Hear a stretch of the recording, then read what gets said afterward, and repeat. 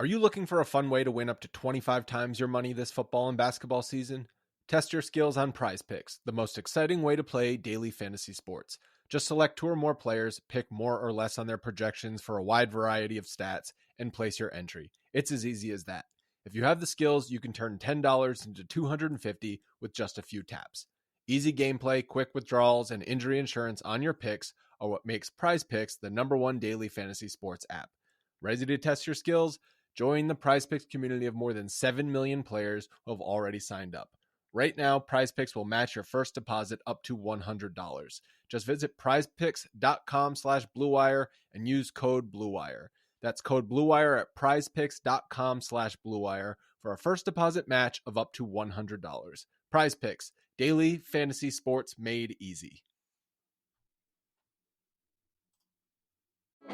Support for this podcast comes from Frito-Lay and the 2023 Snack Bracket Championship. The Frito-Lay Snack-It Challenge is underway, and fans are voting on their favorite snacks to crown champion. We're talking about prime-time matchups between the best 64 snacks in the land. Will Ruffles Ridges reign supreme?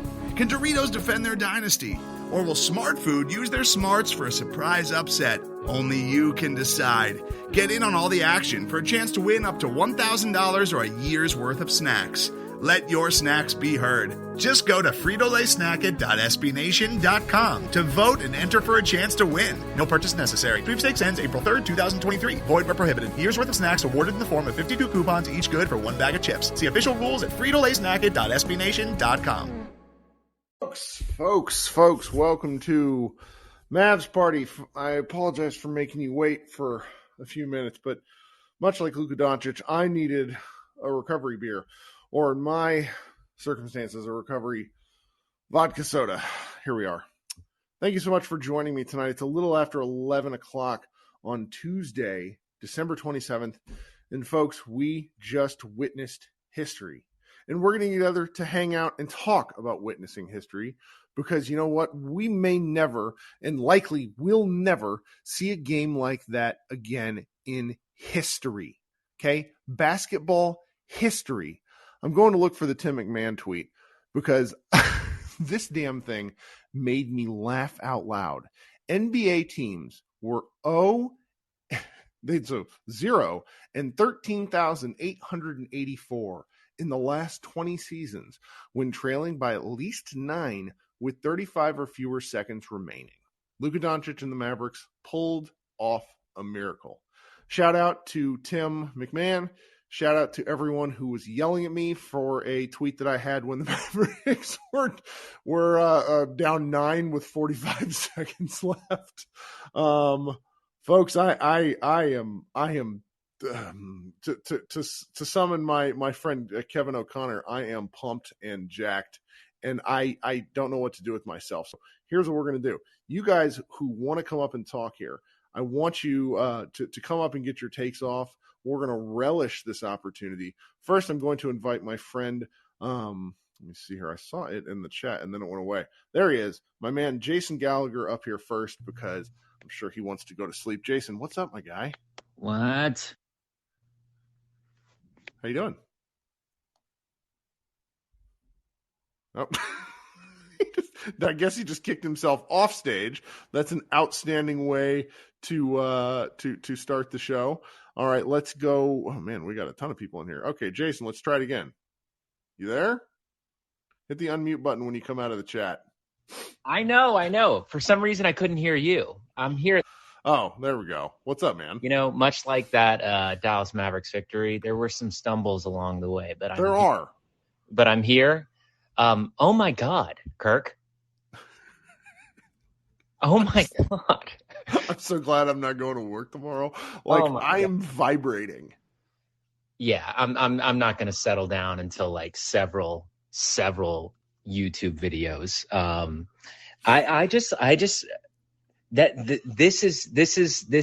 This is unlike any other night of basketball I've watched. It was insane. It was stupid. It was the whole time, telling my wife, like, there's just no way this team, bunch of whatever. I was saying the worst things possible. Well, they were getting beat. Beat, but then Luka didn't. I mean, overlooked in all of this, had 2 consecutive turnovers that made me so annoyed. And then he pulls off this shit, and you just kind of go like, "All right, he's amazing." Well, the crazy part for me was that I had already, I take notes during games, and I was fully prepared to come and talk to Josh Bowe and say, look, when you're missing your 3 best defenders and you're playing a team that's big and physical like the Knicks, you're basically playing with fire. And the Knicks, though, they ended up shooting 32% from 3. Sure. They were they just cooked Dallas from 3 for the first 3 quarters, and then it just stopped. Yeah, I mean, and that's just the way that the NBA has sort of been this year, specifically if you're watching the Dallas Mavericks. I mean, we see it on the other end. It's like some games, I don't remember who has the chart, tweets the chart that's Josh. Josh, exactly. And it's the Knicks suffered the inverse of that, and thankfully, Dallas fouled the right guys. I kind of can't believe that the Knicks rode with the strategy of getting the ball to their most inexperienced players, and it's just wild. But all in all, what a night, Well, this is why we remain optimistic, Kirk, because here's the deal. A little preview of a podcast we might do is that nobody in the West is awesome.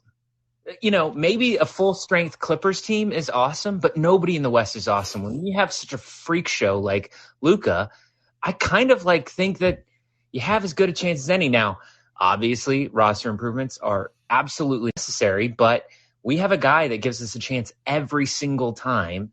And, in the drudge of the season that can suck, especially when you see, Reggie Bullock miss another 3-pointer, it sucks. But Luka, gives you a chance for something. And I don't know, we are a lucky franchise simply because of that guy, which is insane. And he's bailing out a lot of really, people that I don't really agree with their decisions, but damn it, I'm very glad that he's on our team. Love it. I hope nobody died tonight from that. That's one of those games that would actually cause a heart attack. And I understand it if you're, one of those fans who left the game with 33 seconds left. I knew a whole bunch of people who had a suite. I have yet to, no one's answered me whether they left early. My God, what a game. Well, Jason, thanks for kicking us off. Hey man, anytime. And I'm just glad we're all feeling good, feeling positive. So let's take this into the new year. Yeah. Damn right. Thanks for talking, buddy. See you, brother. All right. We're going to hang out all night. I ain't going to work tomorrow. And there's 20 of you waiting in the chat. So coming up next, local man who travels to games from 90 hours away, Chris. Man, this is one game that I would want to go to so bad. The tickets were expensive, but yeah, it is kind of a weekday. It is kind of hard for me to do this, but man, I was about to go into the session expecting a group therapy and was going to ask, who the hell is Quentin Grimes?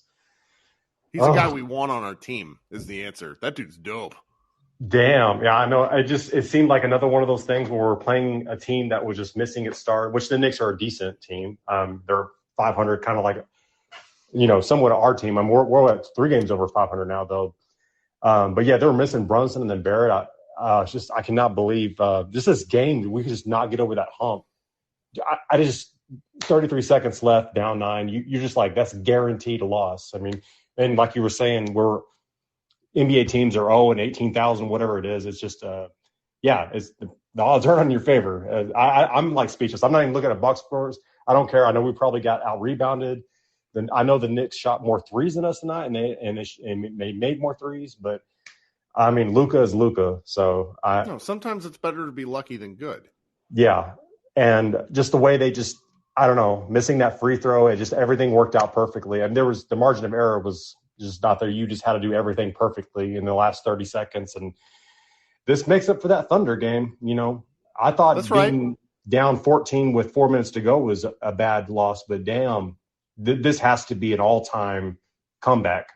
like for how many seconds were left. I mean, this is nuts. So, and this is great for us because we're on a 4-game winning streak right now, and we got the Rockets twice and the Spurs coming up. I mean, this is a potential 7-game winning streak. I mean, this is awesome. So just keep winning. I don't even care if there was negatives about the game. I know it was just tough that they were just getting a lot of threes on us, and I don't even know. I can't even think right now. I'm still shaking. So I'll let somebody else come up. There's a lot of people waiting. I'm just glad they won.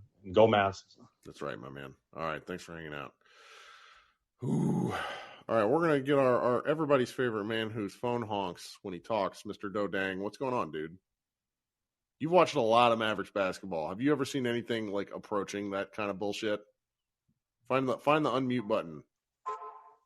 That was there. He is. That was holy cow. I was about to turn the TV off, and then holy cow, I just can't believe it. Luka just willed us. I mean, the guy plays with such joy. How about that dance? Oh my God! That dance. He's gonna live to regret that thing. That's gonna be around till he's 1,000, like till he's 100 years old. It's gonna be in his Hall of Fame. It's gonna be his Hall of Fame video. As Latan says in the chat, dance. I love it. Man, this is utter joy. I mean, this is the way basketball is supposed to be. You know, this is amazing. I don't know what's going to happen for the future, but this is the best thing that happened. I don't know since we got to the finals last year. This is amazing. I mean, what a turnaround. He's willed us to victories against the Rockets and this team. This is amazing. Yeah. Yeah. Oh, yeah. And I think my favorite part of it, so I'll use the online community tends to like bitch, and I'm certainly a part of it, about lots of stuff. My favorite was the 3-man booth the Mavericks run. So Mark Followell, Jeff Skinwade, and Harper just laughing. Like they didn't have anything to say. They're just laughing. And that's how I felt. That's how we felt. Like you just watch this and you're going to, if you didn't watch this game, this is the sort of game you lie to your friends about years from now. Oh, yeah, I watched Luka score 60, It's my favorite. Well, thanks for hanging out, buddy. You got anything else for us? No, Kurt. I really appreciate you doing these, It's great that we're not bitching about a loss. That's right. That's right. All right, man. We'll talk soon. All right. All right, coming up next, man, we're gonna get to every single person in here. So if you want to talk, if you're a little reluctant to talk, if you've never talked before, I very much want you to come up on stage and talk. Wow! Oh my God! Blast from my past. John Thornton, what's going on, my guy? Not talked to you in like years. What's up? It's been a minute, Kirk. How are you? I am good. I'm going to be hungover tomorrow, and you know what? That's okay. Recovery beer. It's a recovery beer. Kirk, I am like walking around my parents' neighborhood right now. Like, I was at the game. I was there. Oh no! Wow. And I don't.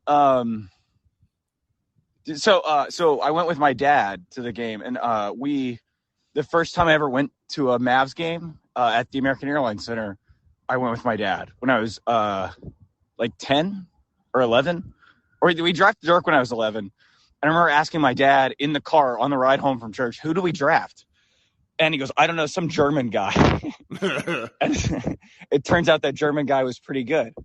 And the first game we went to, we just went on a whim. It was Mavs Kings, like when the American Airlines in 2001.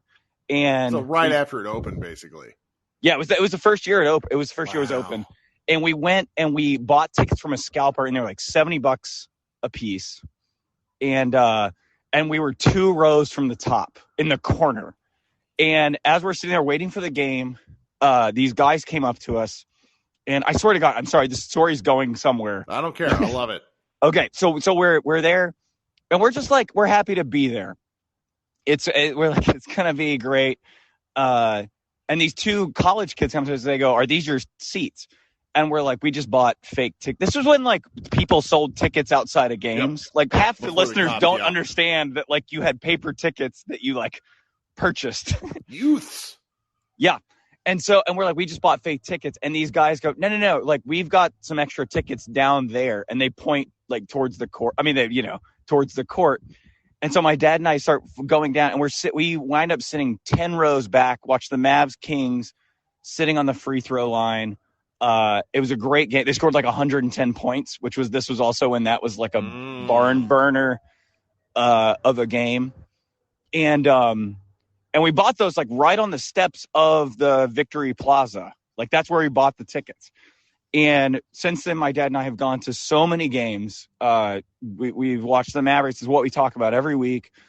We went to the first ever Mavs finals game together, which was, we were like, they're going to pull this out. Like, it didn't look good, but they're going to do it. And like throughout the years, and like when they won in 2011, I called my dad in tears. And the last time I saw my dad, when he was doing really well, was in March. We went to the Mavs game in Charlotte. I live in North Carolina. Right. And since then he's been dealing with some really like some physical health issues, but then some really bad like mental health issues. And, we had a friend that gave us tickets tonight, and like all I wanted to do was go with my dad. So he went too? He went tonight. That's fucking fantastic. Oh, hey, so like at 3:30 this afternoon, because of his some of the anxiety he's dealing with and all that, yeah. He said, like, I don't think I can do it. I don't think I want to go. And I looked him in the eyes and I just said, Dad, it would mean so much to me if you would go to this game. And he did. And it was me and him and my brother-in-law. And did not help his anxiety. Not to make light of it, but my God, I can't imagine watching that game with high anxiety issues. Yeah, his anxiety is not like sports related. But I was like, so I would like for like 2 hours I was convinced he wasn't gonna go, and like I was gonna go to the game, and like Kirk, all I wanted to do was take a picture with my dad next to the statue. Outstanding. Like, and I was like, if that's all we get, like that's it. Like I know he's dealing with a lot, and it's really hard. And like we watched Dirk play so many games too. I remember this game where Dirk dumped in like 17 in the fourth quarter against the Raptors, where it was like every time down, like Dirk is going to score. And I remember high-fiving my dad. I remember and being there, and we got a picture next to the statue, and then we got to watch this game tonight. Like I got to be there like with my dad for this game, and like it is so much. I don't know, man. It was so cool. It is a moment that will like to go from like standing underneath that statue 5 feet from where we bought our first tickets to our first Mavs game together, to like watching Luka do what he did, to just pulling the Mavericks to victory the way that Dirk did so many times. And like you talk about hanging out with your kid, watching sports, that's like right. That's what it is. Like I was crying this afternoon because I had thought I had really lost my dad, because he's dealing with a lot. And I thought he wasn't going to go to this game with me. I thought I was going to have to go basically by myself.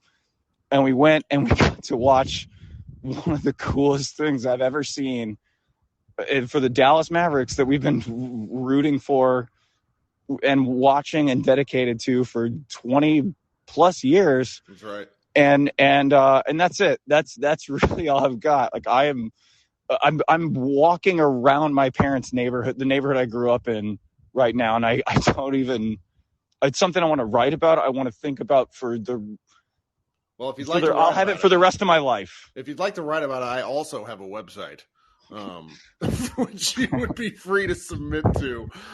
Man, I can't thank you enough for sharing the story. Sports is just, it's one of these things that occasionally touches into spiritual, and tonight was one of those nights. It really did for me. He felt like he was back to my dad again, and I don't know. I've got nothing else. I'll hop off. Enjoy the walk. It's really cold. It's not that bad. It's not. I live in North Carolina now. It's not. This is fine. I'm a big sissy. Man, thank you for hanging out. I really appreciate you coming up and sharing that story. Of course, man. Yeah, appreciate what you do. Yeah. All right, everybody else, good luck coming up after John. Most likely what you're going to have to say might suck. That said, I'm going to bring up somebody who I can know will bring the heat, my man Ruben. Ruben. Oh, man, I got big shoes. That sucks, bro. John, man, I'm so glad him and his dad at that moment, though. Like, that, right. Like, I watched this entire game, just like the ups and downs. And like literally, I think it was a moment where Luka was kind of like screaming at the refs like for an 8-second call, and Randall went down there and scored. At that point, like my whole like I'm getting ready for Mavs therapy room, and then Seawood brings it up the court, gives it to Timmy. Timmy gives it back to him, and he hits Seawood hits a deep three with 25 seconds are left on the clock, and we're down by 9 or 10 or something like that. And it looked like everybody kind of woke up like, oh, even I woke up a little bit like, oh shit, that usually doesn't happen. Okay, I'm not gonna get too high.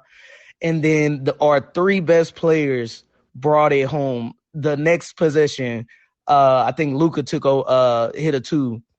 Next possession, Dinwiddie hit a deep 3, and just wheels start turning. But nobody was ready for what we were about to see Luka do. I thought it didn't even graze the rim when I first saw it. I was like, oh shit, they're gonna blow this off. And then he gets the ball back, and it looked better than when he hit that leaning 3 in Memphis. It looked better, it looked more difficult than that. He had bodies all on him, and when he got up and started jumping and smiling, if you were watching that game, everybody had that same feeling. Go back and watch if you get the opportunity tomorrow. Go watch the clip. It's like what kept happening to the Mavericks against the Clippers 2 years ago, where Dwight and Porzingis would basically inadvertently fight over a ball because there's 2 Knicks. Both of them have their hands on the ball, and Luka ends up with it. That's wizardry. And then JaVale is under the 2 Knicks, and I guess he got it by a finger or a fingernail or something, and. He didn't even Luka didn't even have time to actually fully grab the ball. No, and that's why when you see him fucking around, he's not fucking around. That's the worst part. It's you see him screwing around in pregame and just throwing shots at the rim. That's why he makes that stuff, because he earnest practices it. It was just put up a stat line like that, we never seen, but people are going to compare that stat line to Luka and Luka only, and that's what's so mind-blowing about it. And I just and I'll get off so other people can talk, but the things that I did love to see were our 3 best players bring it home, and just to see the reaction of players on other teams on Twitter. I love seeing that shit. I don't know why. I love players giving respect when respect is due. And it was just a crazy Tuesday night. I'll let other people go up. Go Mavs. Let's go, baby. That's right. Thanks so much, Ruben. Appreciate you following John up, which is a tough fall. So first, I got my man Josh Bowe on stage, co-editor-in-chief here at MavsMoneyball.com. The man, our best writer by far, one of the best Mavs writers and podcasters in the entire Dallas community. He's up here on stage. I got to read you guys this tweet. So you guys know that Joel Embiid works with Drew Hanlon, who's a renowned NBA skills coach. Apparently he's a great guy, top-notch, one-of-one kind of guy. He also tweets really sad fanboy, angry Star Wars fan bullshit. He tweeted this tonight. Luka was incredible tonight and has been all season. So fun to watch. But to show how biased the media is, here are some facts. Joel Embiid is averaging more points, more rebounds, more blocks, a higher field goal percentage, higher free throw percentage, and his team has a better record than Luka. Drew, my man, here's the thing. Shut the fuck up. No one cares. Josh, how are you? I'm good. How are you doing? I'm salty. I'm drinking a nice tall drink. I feel great. Yeah, we just talked, so let's talk some more. Let's talk some more. I'm going to keep you up on stage as I invite people up here. So what's up? That's fine. I don't know. I'm trying to write a column about this Luka story. I just edited our stats and recap, and I don't. It's so funny. We talked in Slack earlier today about how we were like, man, what else is there before the game started? We're like, what else is there to say about this team? Like, just in terms of being people that write and talk and podcast about the team. Like, the wins are the same, the losses are the same, and it's very funny that something like this so incredible happens, and I'm still kind of like, what do I say? Because I've never seen it before, and it's just, you know how sometimes you can just kind of feel it. I don't know if you sense this too, but when Luka got that and one.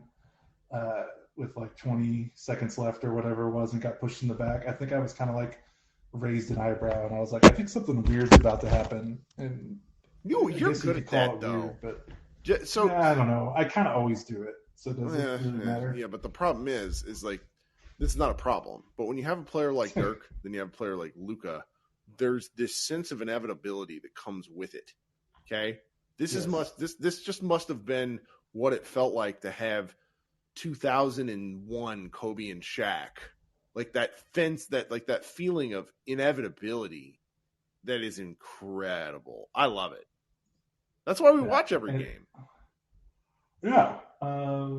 You watch it for this. That final game time shot kind of was like kind of felt like the 2-point version of that three he made in Portland his rookie season. Remember that game time three that he kind of just threw up from the baseline, that teardrop? Like it's like you said earlier, it's like one of those things like he just practices it, and he has the most unreal touch in NBA history. I feel like anything inside the arc, and he can make it from any type of angle, launch point, coverage. Like it's just it's crazy, man. I love it. Well, hang up out here. I'm going to invite other people up, and you can chime in as we go.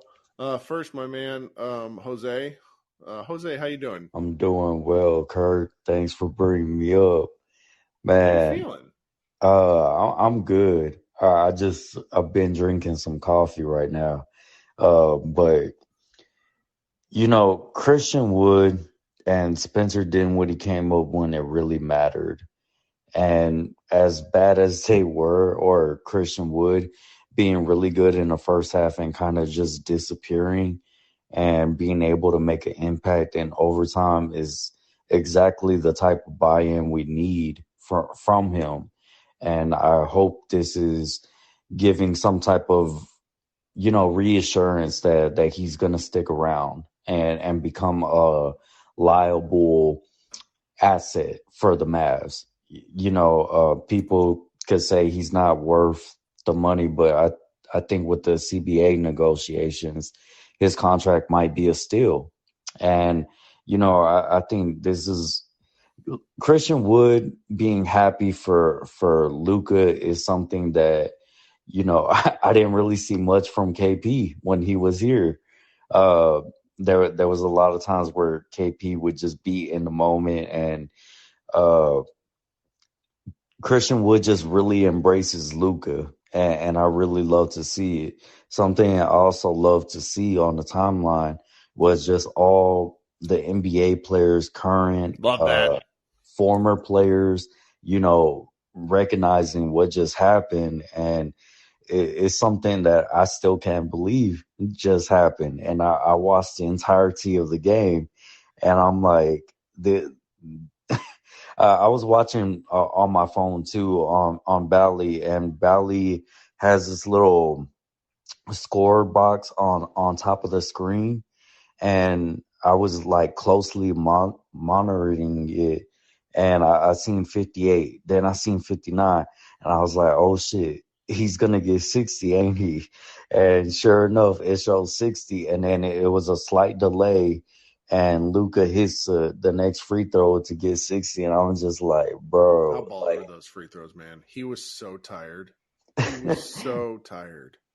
Yeah, you could tell, like, after the timeout, he's just leaning back, closing his eyes a little, and just taking small breaths, trying to drink some water in between. And when he comes out of his timeout, he's literally bent over, hands on his knees, and it's just, wow, how much left did he have in the tank if this game was to go a little bit longer? You know, would we see 65, 70? But man, I was gonna be on this broadcast disappointed if the 50 point at that time was gonna end up in a L, because it's just an indictment of what we've been saying and what you and Josh have always been saying is, if our guys aren't making shots, it's like it's going to be an L. And especially with RJ Barrett leaving the game early with a... That was gross. Did you see his hand? Yeah, it was a big just... That was nasty. But that's sort of that sort of thing that can wreck a couple of weeks. I feel bad for him, man. And then also, like, with Jalen Brunson, it's like I wanted to see Jalen Brunson play tonight, but obviously he didn't play because he suffered an injury earlier on the Christmas game. But it's just like, all right, well, they're missing two of their best players. Julius Randle is just going to be a madman because he's playing in his home city. Which he was. Yeah. And then also Mitchell Robinson was playing really damn good. And dude's also a Californian condor. My God, is he big. Right. And Quentin Grimes, like somebody who I said in one of our group chats that I wanted earlier in the season before like the Cam Reddish talk started happening. But man, Quentin Grimes really just showed out tonight as well. And I was like, man, this is looking very just impossible that the Mavs are going to walk away with a W and just leave it up to Luka. I mean, between what he did today and the Clippers game in the playoffs, hitting the buzzer beater, I just don't know what else to say about Luka. He's fucking phenomenal. He's a fucking GOAT. Like that's what's so fun. And you know, I think it's personality. Some of these guys, like Devin Booker, for example, is just like such a good looking man. He has a hard time being goofy. Whereas Luka, you know, he's got those cupping things on his arm. My wife is like, "Do you think that stuff actually works?" Like, I'm on ESPN right now, Dallas Mavericks homepage, like within there, and there's Luka with this shit-eating grin on his face, and he's like waving, like just such an asshole, and he's our asshole. I love it. Right, and it's like, well, in the playoffs we call him asshole Luka, but. It's just tonight, it didn't really seem like he was being an asshole. He was just playing his game, and it was just such a great thing to see. And I'm glad all of us here tonight in this live got to witness one of the greatest events in NBA history in all 75, 76 years of the NBA. And we got to witness one of the greatest performances ever. That's not even a hyperbole. Yeah. it breaks it. My favorite, my timeline is a mess right now, but someone shared that photo of Russell Westbrook like staring at the MVP photo or trophy, like angry, and it's clearly like from like one of KP's things. And somebody shared it with the tweet of, you know, Luka saw Dirk get a trophy. just man, the NBA content is great, and you're right about the NBA players. I honestly miss some of that stuff, but I've been looking for it. This stuff is top notch. Sorry, Jason. Jason Gallagher says that someone is me. Give me credit, Kirk. And so, for those of y'all who don't know, Jason Gallagher there in the chat wrote Hallelujah, which my son does not know that is not the original song. Found that out this Christmas whenever it was like playing on the radio. Tim Cato in the chat too. We got all sorts of celebrities in here. Jose, thank you so much for hanging out. Shout out to Tim Cato, Jason Gallagher, of course, Josh, and you. I appreciate you always bringing me up, Kirk, when I join. You're the man. Jose runs 77 Spaces along with a couple of other folks, Jazz and Dwight. And no, it's Rolo. What's wrong with me? I'm in so many group chat. Yeah, don't tell Rolo. He'll get mad at me. All right, thanks so much, Jose. We'll talk soon. All right. He runs that 77 Spaces, hashtag 77 the number spaces. You can search it out on Twitter. They do wonderful, fun pregame content. Again, I'm going to keep going through people, but if you guys don't mind, when I see some people who are working on a deadline, like my man here, Tim Cato, star of Dune 2. What's going on, Tim? Hey, what's good? Wait, where's Jason Gallagher? Bring him up. He's down there. Do you want me to bring him up too? Yes. He was up here a while ago, but yeah, you guys. I want to hear him again. We can talk about Leonard Cohen. So what's up, guys? Hi, Jason. I just wanted to say that Tim Cato is a narcissist. I reject this. I don't like where the direction where this is headed already. Jason, you can't do this to me. I'm having my recovery beer, but I'm not finished yet.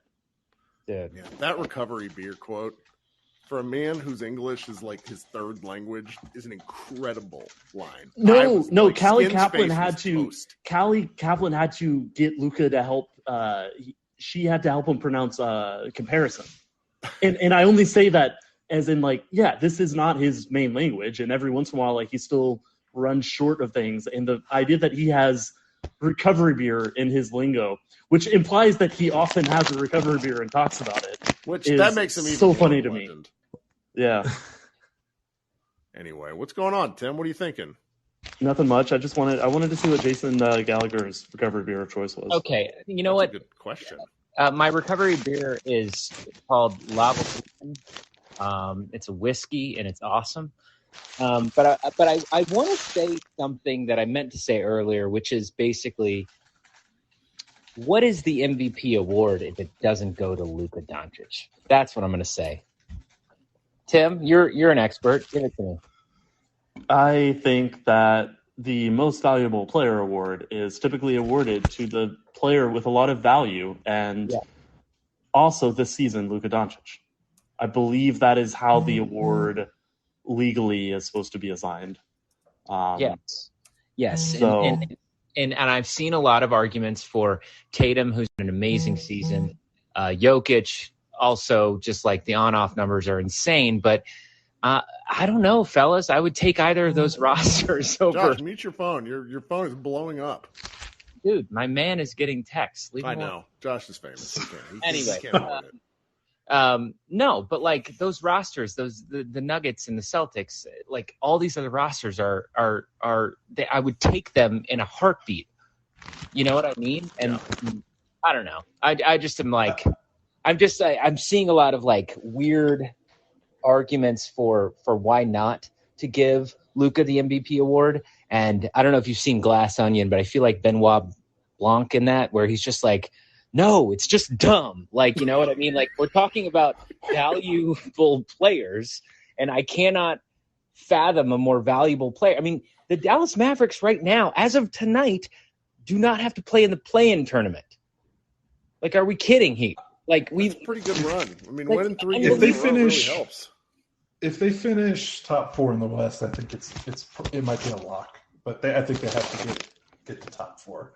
Yeah. If he's in 6th or in the play-in, I think that makes it easier for voters to come up with an excuse. But if he's top 4 in the West, I think that might seal the deal. And if we're being realistic, like the way the narrative of the award works is that you've got to have a couple 50-point games. You've got to have a 60-point game like this to really vault to the top. But once you're considered the favorite, it does actually take a lot of work to dislodge you from that spot. And yes, of course, it's a narrative award. And like, that's why KD is surging, because KD has this, the Nets on a 11-game win streak, despite all that happened, it was all self-inflicted errors, but all the stuff that happened is the way that it's talked about. And the Nets are overcoming it. And Luka, getting a win in a game that the Mavericks had no business winning and doing it in the way that he did and being fundamental to every step of the process of doing it and, having a stat line that nobody has had before, that is the type of thing that all of a sudden makes you the front runner. And unless, the team has to keep winning, it's a long season. There's a lot of games in front of us, but unquestionably, I suspect that he's going to be right up there at the top of these kind of hypothetical rankings that are going around right now. And I think he's going to be staying up there for quite some time, just off the power of, a 50-pointer and then a 60-pointer in the fashion that he did, like he did tonight. I don't even know. It's so funny because I've been talking about this game for over an hour now, and I don't know what to say. It's amazing. Well, thank you guys for hanging out. I'm going to let some of these other knuckleheads come up and hang out with Josh and I. And for that was great stuff from Tim, who is maybe you're not a narcissist. I don't know. I just don't know. I definitely am. But I'm just also good at talking about Luka. Here, I'll say one more thing. The one thing that I'm really drawn to, and I'm always drawn to this, but Luka's personality, it's like I start to want to describe it as like false humility, except it's not humble. Luka is not humble. Luka knows exactly how good he is. All he's doing when he goes up to the postgame is like, he's saying he can't explain it. He's saying that there's nothing inherent to himself that is like, this is why I'm the best player ever. He knows he is, and he's not pretending he's not. He's not being modest, savant. But he's also not like, it's not, he doesn't think it's some unique attribute, it's not his, it's not some work ethic that's beyond anybody else. It's not, something about him. It just happens to be him. And he's just like, well, I can't explain it, but yeah, I'm really good. And I'm going to let you guys figure out why that is, because I don't know any more than you guys do. That's your job. And I think I'm just always drawn to that when Luka does stuff like this and we ask him about it and he's like, I don't know. I'm just having fun, I love it. You're right. So I'm going to go write a little bit about that. Write a little just bit. The game in general. So anyway, that's Tim Cato. You guys know him from The Athletic, but he was Josh and I's boss at MavsMoneyball.com. Jason Gallagher I've also put on the masthead a time or two, even though he is famous for being all over the internet. Thanks for joining us again, boys. Goodbye. Jason, nice to chat with you. Josh didn't say hello, but hello and goodbye. And Kirk, thank you. And we'll see y'all. Goodbye. Yes. Be good, guys. Today's episode is brought to you by Cars.com.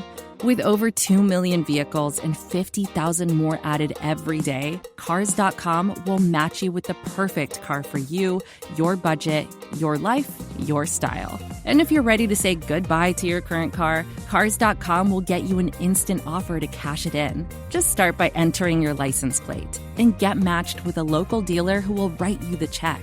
So whether you're looking to buy or sell, just go to Cars.com. It's magical.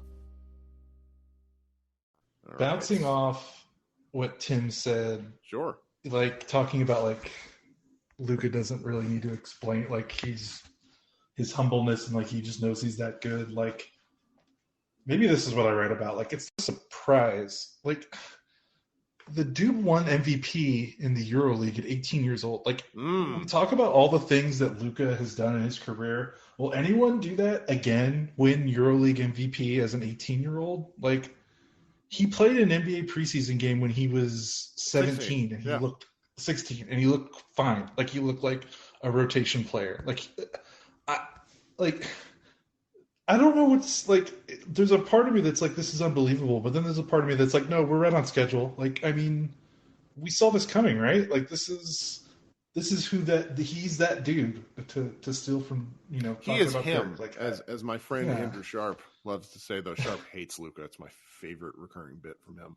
I'm also not convinced he actually watches Luka play basketball, but that's another thing.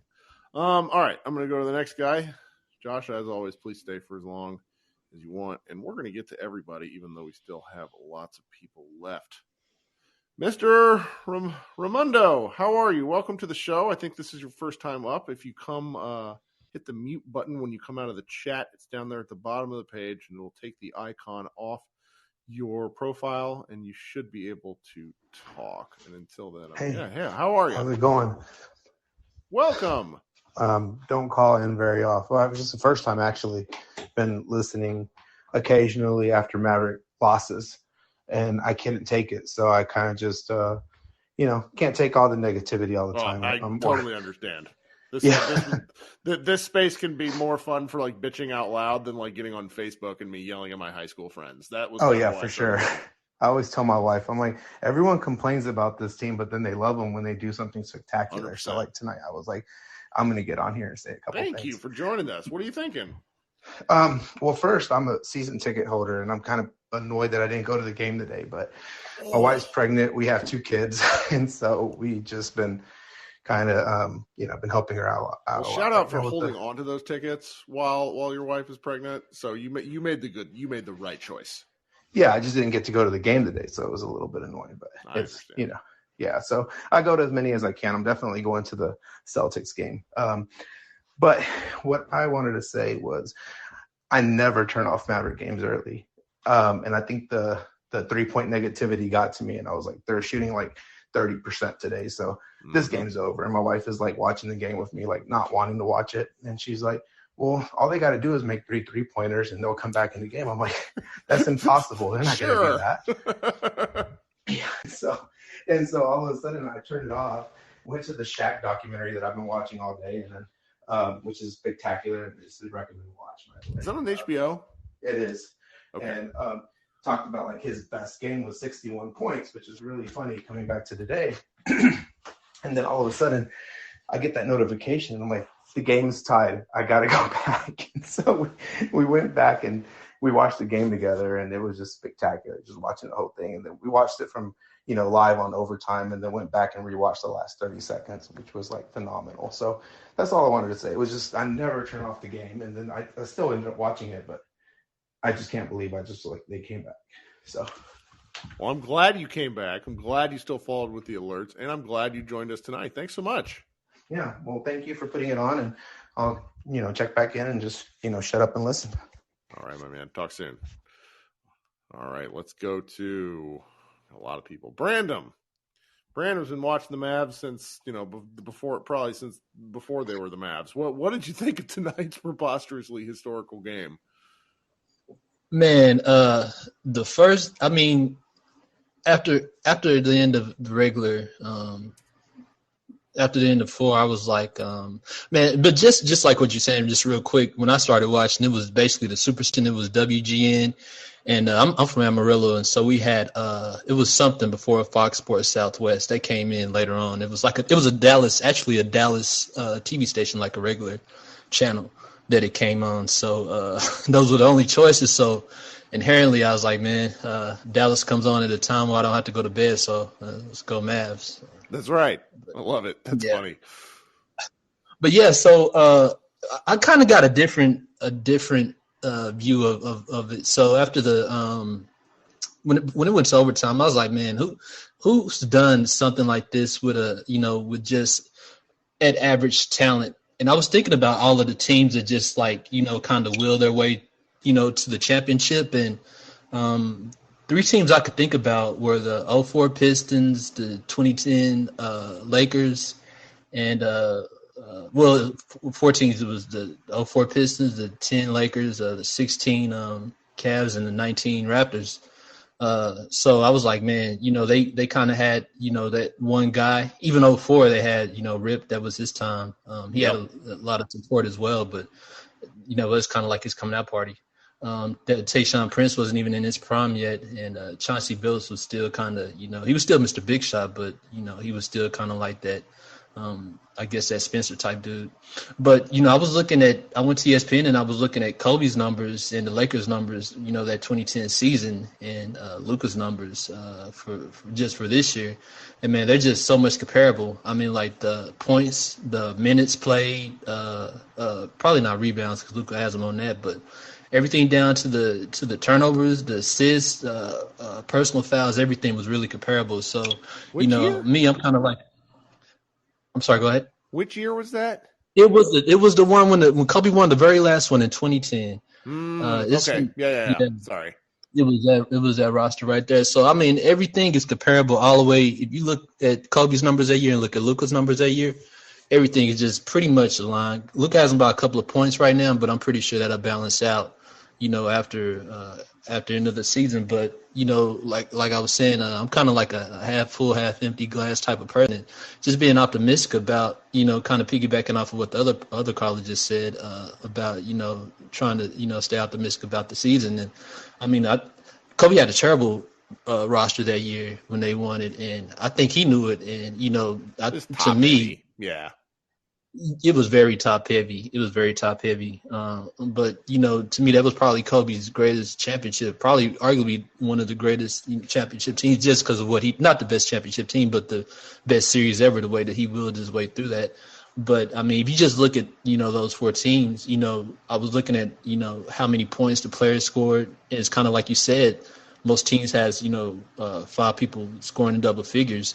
The Mavs right now have 4, and those other teams that had pretty similar numbers. So, just staying optimistic. The Mavs is just kind of, got to stay the course, and hopefully everything will fall into place. But man, I'm just glad for Luka because, a lot of the, major channels, they bandwagon hop, and I mean, Luka catches a lot of flack on a lot of these stations. So I'm pretty sure tomorrow everybody's going to be patting him on his back, but I'm just good for the Mavericks fans, for Luka, because he kind of has proven that, he is an MVP, he's the most valuable player because, without him scoring what he did, there's no way the Mavs would have won. And just that first half, I was looking at it, right before, I think it was the third quarter.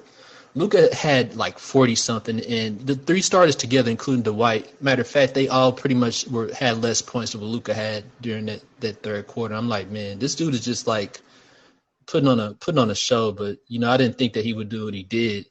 But I mean, it's just a testimony that it doesn't really go to the most valuable player. It goes to kind of the most popular person talked about on ESPN or something like that. But I mean, good for Luka because he's proven himself, and even if he don't win it this year, I mean, I think everybody knows who the real MVP is. It's funny though because I watch these games, and I don't want to do this tonight. We still got a lot of people to talk, but it's I watched that Jokic game the other night against Phoenix in the double overtime game. He had 41, 15, and 15. It's just good God. And then while shooting 60+% from the field, he just, God. Man, him and Luka and Curry and Durant are probably the 4 most impressive offensive players in basketball right now. And I would watch them as often as I can. So, well, thanks for hanging out, man. Yeah. Thank you, man. Appreciate it. All right, talk. Hopefully Thursday when we win again, because that's the way this is going to go. All right, again, guys, there's a lot of you waiting. Appreciate you waiting. We're going to get to everybody. Charles, what's up? My man Charles, Mr. Charles Pruitt, he hits me up on Instagram, and I don't always respond because I don't always check Instagram, but that's okay. Hey, Charles, how you doing? Hey, Kirk. What's happening? Man, something interesting happening there? I was thoroughly ready to be disappointed. I was just man, we just can't hit any shots. And I was just we had 82 points through 3 quarters and then 44. I mean, considering how tough it was for us to score against them tonight, it didn't look good. It just stunk like we've been, we play well and then we lose again, and that's just had that feeling. And I was just I could not believe what they were doing. And then after when I looked back over it now, I rewatched the last couple of, maybe a minute and a half or 2 minutes in regulation. And it was even when we would get it to within 6, they would get it back up to 9. They just hit another 3. It's come on. Stop hitting threes. It's driving me crazy. But then even we got those 3 3-point plays. We got 2 3-point shots, and we got the 3-point play. But then that one guy hit both his free throws. So weren't we down 4? And then Dinwiddie hits that 3. And then finally we were still down 2. And then it was just it was just an unbelievable. And, and I got to say that the guy who came out and talked, John Thornton, man, that's almost more touching than how impressive Luka was tonight. Well, it's just a reminder of why it's a reminder of the community and the bonds you form when you watch this stupid sport. Right. There was this really weird there's this really weird tweet by like a Taylor fucking Swift fan account where it's like, people that play sports ball are stupid. Nobody can sing, singing and music. And it was like this asinine. I've never seen a tweet get murdered so hard. It had like 25,000 quote tweets the last time I saw it. This is very inside baseball for nobody that watches Twitter, or for nobody that's on Twitter. But when you watch people do something that you've never seen done before, the collective experience of watching that with somebody you care about brings you closer together, which is why we started doing these. Because the Christmas Day show, I don't remember if you tuned in, but we had a couple of folks from Slovenia call in. It was so nice where it's like people around the world, they're like, oh, we want to watch this basketball game with other people, and that's why you do it. Like it's sometimes, like, particularly with, like, God knows this isn't the case, with fathers and brothers. And it's like people grow apart. That's, like, natural. And so if you have that, like, common bond, which brings you back, even if it's something as silly as sports, it's just so fucking important. So, yeah. It's true. When I was first becoming an NBA addict, I was in Waco, and I got to see Vinnie Johnson playing. I'd go see him, and I was like, this guy, he looks like a circus act or something, and he's like, his arms are longer than his legs, and he does this crossover. You could not see anybody who does a crossover like Vinnie Johnson, but the way he hit that winning shot. And so I started following. The reason I started really becoming an NBA addict, I'm bussing tables at a restaurant in Portland, Maine, and I'm going up and down these stairs, and I get Achilles tendonitis wearing heels, and I don't know why I'm wearing fucking heels doing this stupid job, but I saw on the TV the Celtics are playing the Pistons, Dantley's still a Maverick, and Johnson and Dantley have friendly fire, head collision. Dantley goes to the hospital. Johnson's still in the game. And once I noticed that Johnson was a Piston, that's when I started following them. I had to watch them lose in 7 to the Lakers. Then I kind of watched them finally come back the next 3 years. And all those great Bulls, all that. So I was a big Pistons fan. But then, of course, they tore the team apart. And I started looking while I was coming back from Illinois where I was in school. I was like, well, Dallas is always in the basement. I was born in Dallas. And I was like, and I see my dad. I grew up with my mom. My dad was a neurologist in Dallas for 30 years. And so when I'm coming back, finishing my degree, I want to go see a real life game. So I'm in Waco. I haven't moved to Austin yet. And I go see a Reunion Arena game with my dad before he's completely declined. I kind of knew that he was having some troubles because my mother let me know. Apparently he was getting Parkinson's, but he hadn't checked into an Alzheimer's center yet, fortunately. And so we went to the Reunion Arena game. This is back, they were playing the Rockets, and it was those guys, Pippen and Barkley's declining, and I think Van Exel's still on. He's on the. No. Van Exel's not yet a Maverick, but he loves to come to Dallas and kick their ass because his son's there and he always wants to put on a show for him. So, but we went to that game, and my dad, I used to go to see the Cowboys or the Rangers when I come visit him, but he'd never go to basketball. So you'd look at his face when I was screaming at the game, and he looked scared. and he says, "Here, you keep these binoculars. I can't see with them anymore." But he's complaining about he's losing his hair, so it is kind of hearing what John said about that. It really is pretty cool to do stuff with your family and see great stuff. But we still are people. These guys are amazing, but we're still people. But man, hey, loved the game. It was just such an amazing. This guy's. And Kid is right. We just cannot take this for granted. I mean, he really is one of the greatest. I'm going to let somebody else come up, man. Charles, thanks for coming up. I always appreciate you. Love you, Kirk. You too, brother. Thanks for doing it. Talk soon. All right, we're at an hour. Let's see how long we can do this. The record on Ringer is like 3.5 hours. Maybe we'll just hang out forever. Krishna, what's up, man? Give Krishna a second. He's going to come out of the chat. I know he's deep in the chat. That or he's fallen asleep already. One of the two, and he'll come up. How are you? Sorry about that. There he is. I walked away from my phone for like 5 minutes. See, that's when I call you, though. Perfect timing. I think I talked about this a while ago. This game, like, reiterates it. To watch Dirk, like, kind of like the first love, and then see this. This is, God, this was literal NBA history, Kirk. Yeah. Like, it. I mean, like, 60, 21, and 10. No one has done it. Like, you can't even say Wilt has done it. You can't say Oscar has done it. No one has done it. And that's where I have somebody shared in a group chat that I'm in. It says it's a meme that says when you beat the since Wilt allegations, and I'm just dying. Yes, I saw that, and it's like you can't take this for granted anymore. Like anyone, like I don't care.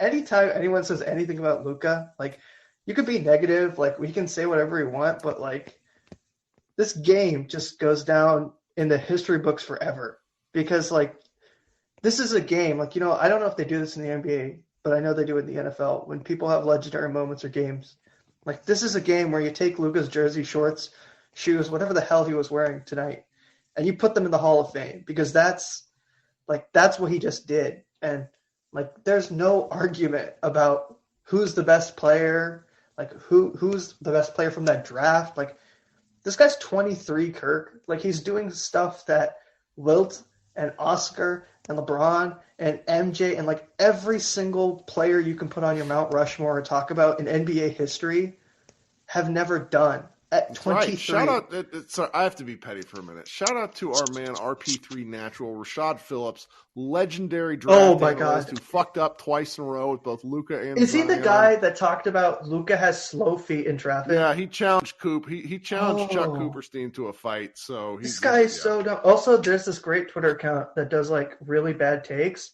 And that Twitter account had retweeted him so many times after the 2018 draft and during that season that Rashad blocked him. Oh, yeah. And now all of his tweets are resurfacing as photos because of it.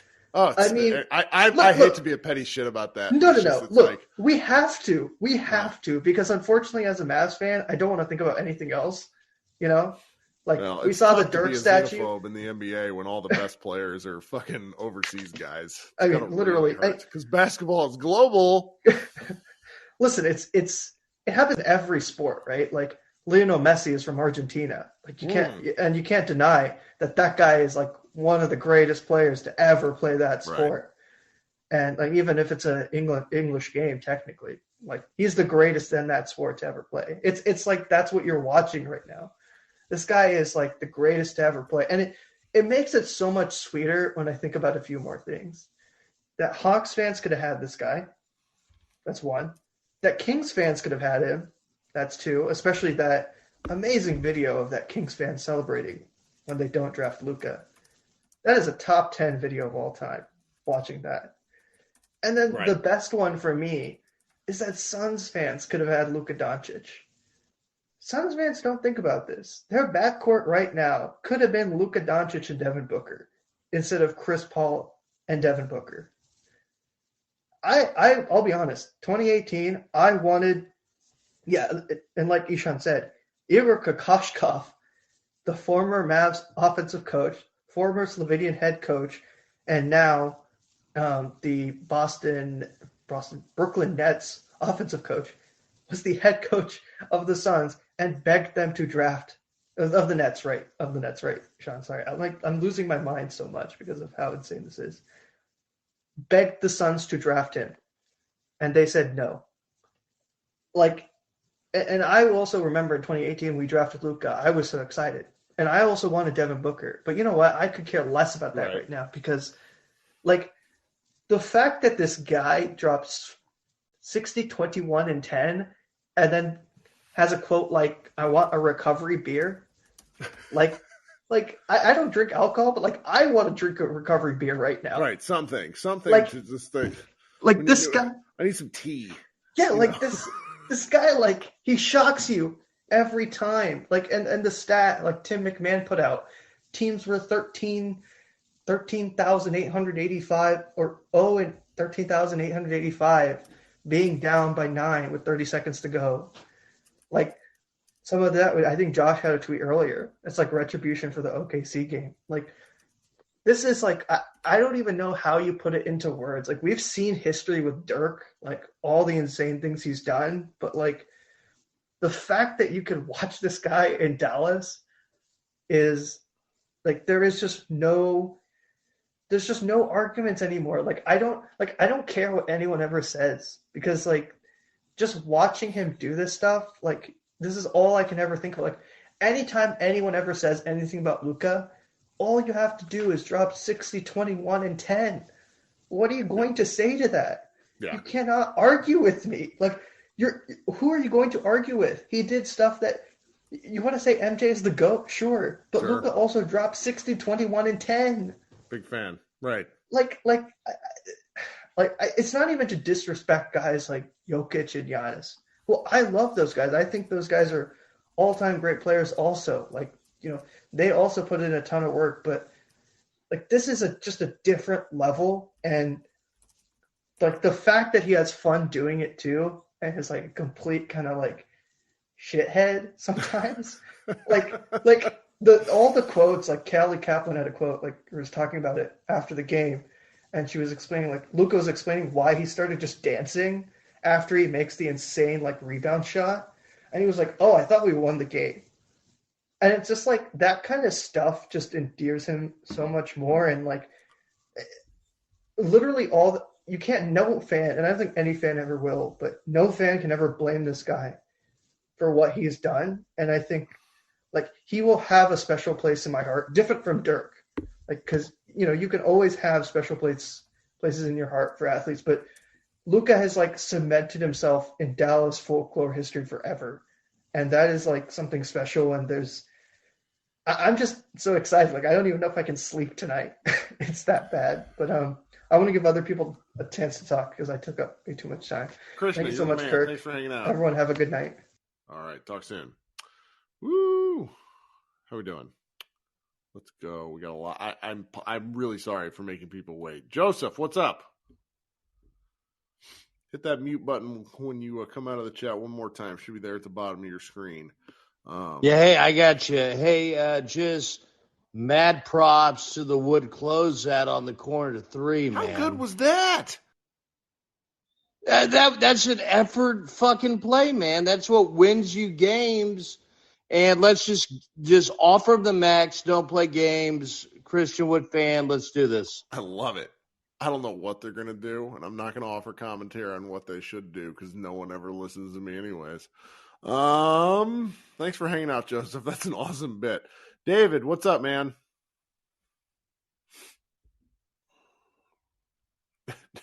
David, what's going on? His profile photo is making me laugh. I'm not going to read it.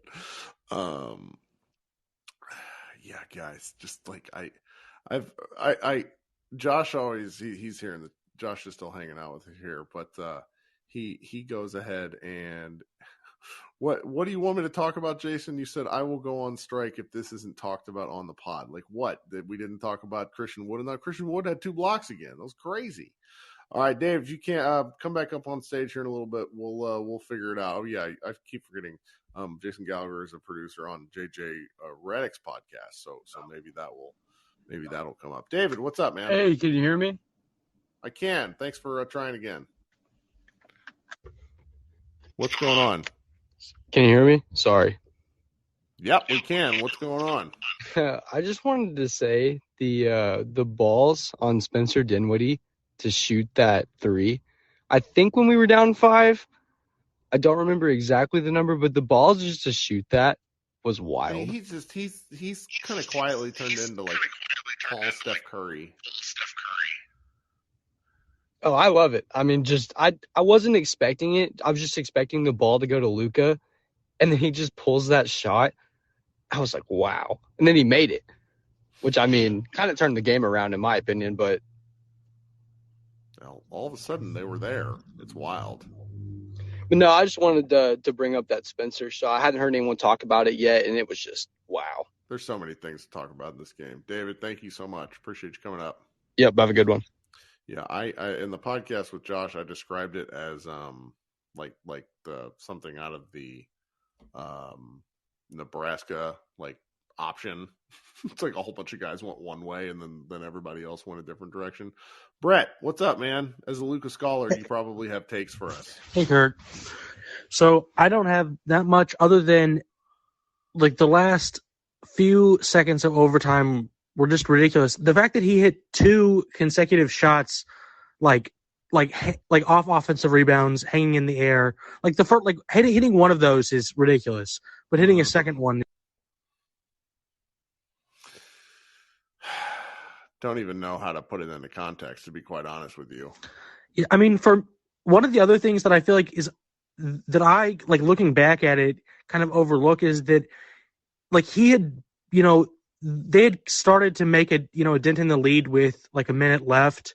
And then Luka like proceeded to have like 2 really terrible turnovers, just like handed the ball right back to the Knicks. He only had 4 and he had 2 in like 70 seconds. I was about to die. Yeah, they were like consecutive possessions, but like to come back from that and still manage to do what he did, he didn't get rattled. He didn't get like, that's true. In his own head or get like. Oh, that's very true. That's a good point. Yeah, I mean, because after that, because I was like, with like a minute and a half left, I was like, maybe they can, hit some shots, and then he, made a good shot and then I think he got it, like they got an offensive rebound. And then he just immediately like threw the ball away. And then I was like, oh, okay, that's it. Which that's why you just never turn it off. Like it's not the same level of importance, but it's like the people who left the Heat Spurs game a billion years ago, and the Heat came back to win on the Ray Allen 3. It's like you don't leave sports early. This is why. Yeah, I once left a NCAA tournament game where I think it was like Nevada back when they had those 2 twins on that team, and they came back from like down 20, and I definitely left that game at halftime. So I've definitely learned my lesson in the past, and we'll let. I love it, man.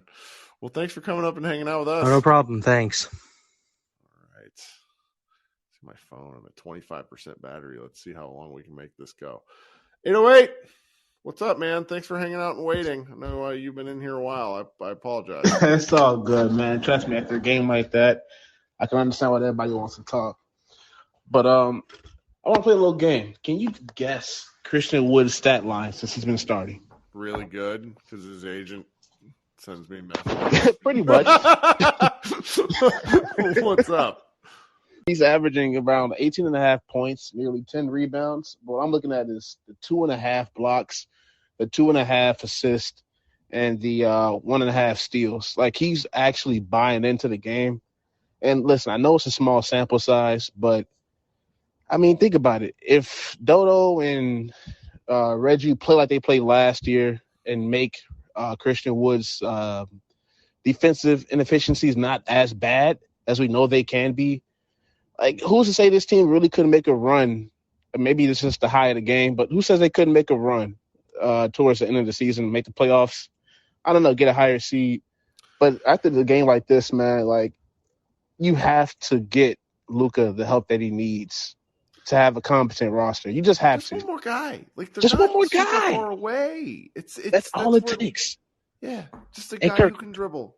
Can it please not be a guy that has like maybe like a half ACL? Well, this is going to piss off our man Dwight, our man Dwight in our group chat. But we need to put Kemba on ice for about a month and a half.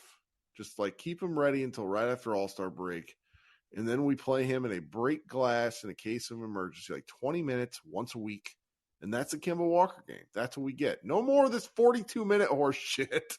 Because I think Kemba can help. He can help somebody. Put him in a trade package. He can help us.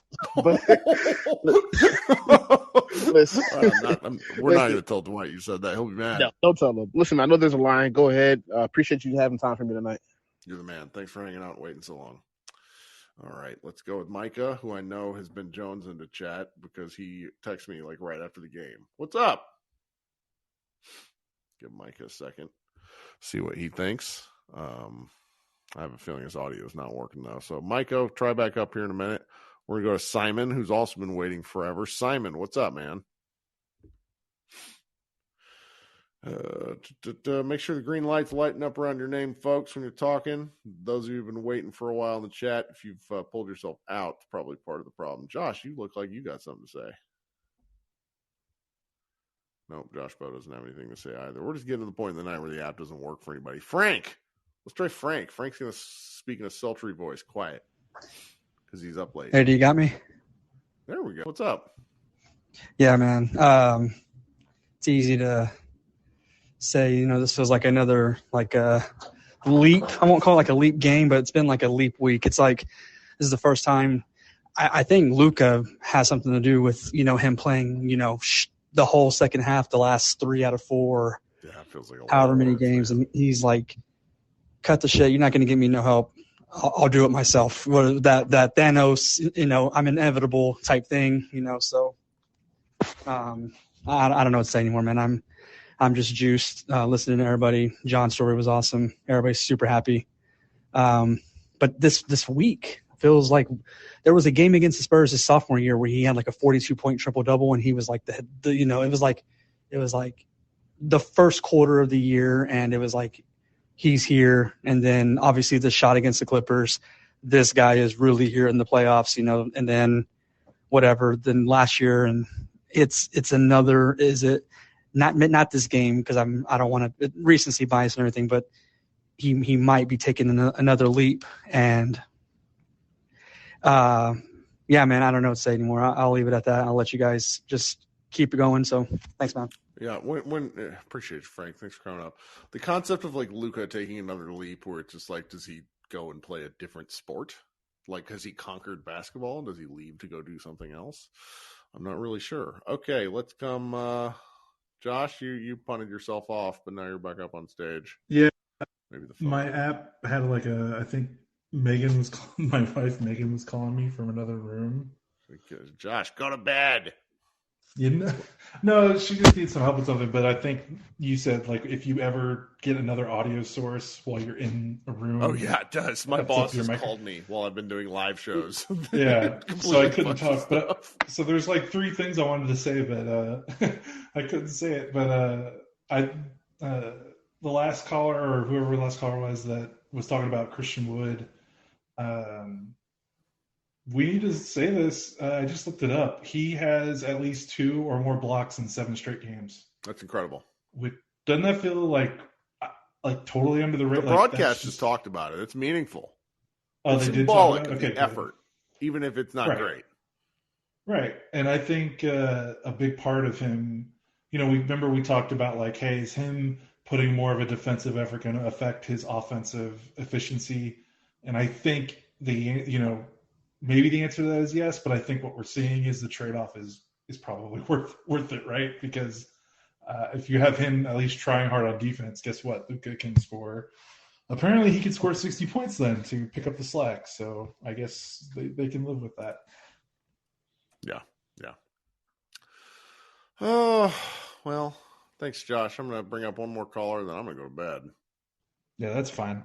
I just finished writing a column for tomorrow, so you guys can read that when you wake up tomorrow morning. Outstanding. Schedule that bad boy for 9 in the morning. Will do. Yeah, I'm going to post a bunch of stuff overnight because I'm a lunatic. Josh and I doing Mavs editorial business live. All right. Talk to you soon, Josh. Juan, what's up, man? Juan, you there? Hit that unmute button. Hey. Sorry about that. How we doing? Doing well. Yeah, thanks for bringing me up. I live in New York, and I come to Nets games every time the Mavs are in town. And I just want to say I wish that this was the game that happened in New York about a month ago, because that was a blowout, and didn't even get to see Luka play in the fourth quarter. Did get to see Tim Hardaway hit 5 threes in a row, which was nice, but right. Yeah, it's just crazy. Having Luka is I can't imagine not having a player like him or rooting against him or being like a Knicks fan right now. It's just, I don't know. Crazy game. It's tough. It's fun to watch. Yeah, I mean, like, what's the likelihood? Like, how often? I mean, one in a bajillion. Like, it's never happened before. Like, that's how crazy it is. Yeah, that last play too. Like, you always see that strategy and never plays out. Like missing that last free throw, getting a rebound, making the shot. That just that never happens. And Luka made it happen. A true magician. I'm grateful we're able to watch him. It's preposterous. I'm trying not to, even when I don't want to watch, I always end up watching unless I really have something going on, because it's just, you never know what kind of magic you're going to see. Yeah. And there's just really something different about watching him play live. Like, a lot of people talk about being able to control a game, and that's something that you don't really see on TV. But when you watch him live, it really is inexplicable how he can control the tempo of a game and dictate the pace of a game, and just make defenses just manipulate defenses. It's really different seeing it in a live setting versus a TV. Yeah, it is very, very different. I also don't think Luka's size and strength translate on TV very well. Yeah. Because he's so much stronger than everybody. That guy is huge. His back is he's so wide, and when he backs someone down, you just kind of see them the defenders struggle, containing his size, and his legs are so thick. Yeah. I don't know. That guy's insane. People keep talking about how he's so unathletic, but no, he's thick, and there's really something about his size that you don't like you said, you don't see on TV. That's right. Well, thanks for hopping in and hanging out with us late. Yeah, thanks for letting me speak. All right, talk soon. Okay, coming up next and last, we're going to see if we can get Micah on. Micah, what is happening? Micah's audio is not working again. That's okay. He's going to be mad. He's going to send me a long DM. That's okay. Guys, almost 90 minutes. 90 minutes of talking. We did a good job. We hung out. I see a lot of unfamiliar faces in the chat. It's ideal. I want you to come hang out with me more often. I know it's not easy to do every game. When my man Jesus earlier said, he just doesn't feel the negative vibes, I totally get that. I appreciate that. But if you only want to hop in here after wins, I get it. If you only want to hop in here after losses, I get that too. It's nice talking about sports with friends. And all y'all are my friends. Thanks for hanging out. This has been Mavs Party with Kirk Henderson. Josh Bowe hopped up with a whole bunch of fans, friends, everything. It's great hanging out with you guys. Go Mavs, and we'll see you on Thursday. Bye, guys.